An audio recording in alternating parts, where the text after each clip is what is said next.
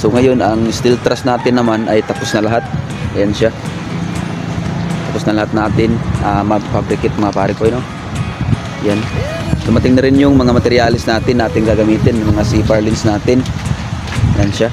At dun pa yung iba natin nilagay.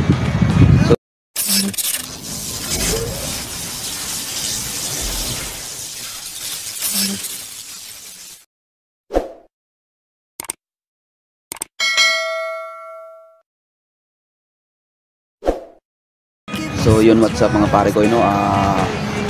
Welcome back muli sa ating channel. So for today's video nga pala ay mag-update tayo ng project natin dito sa may barangay Pintabilan, sa may multi-purpose building na ongoing project natin mga pare ko, no? So ngayon ay bali dito ay tapos na natin buhusan lahat ng natin, mga columns at saka roof beam natin mga pare ko.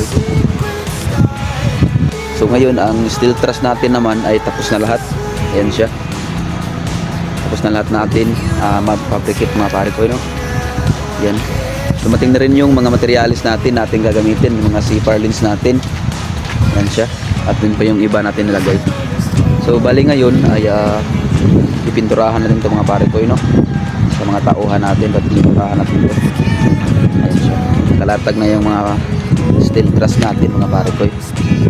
So bali ngayon ay maglalagay na tayo ng B-split sa taas doon sa may top natin, roof beam natin, sa may mga columns. Lalagyan natin yan ng mga B-split.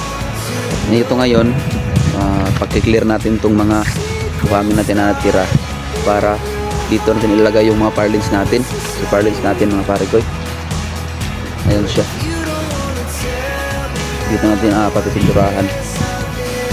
Yan ngayon ay may mga ladder na tayo nakalagay. Bali yung mga biscuit natin nakaangat sa taas, bali kakabit na lang natin yan mga pare ko. At nakapag-flooring na rin tayo dito sa may sa may gilid. Yan.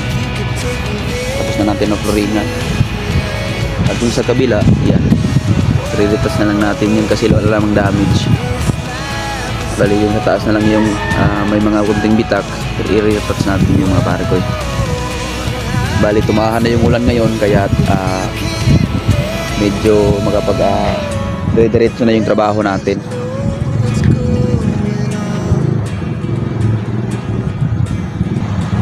So ayan mga pare ko, ito na lang muna yung update natin ngayon sa new project natin dito sa may Pintabilan. So bali ngayon dito na lang muna yung video mga pare ko, no? Update ko na lang kayo sa mga susunod nating accomplishment sa mga natapos natin dito sa ongoing project natin sa may multi-purpose building natin dito sa may Pintabilan pare.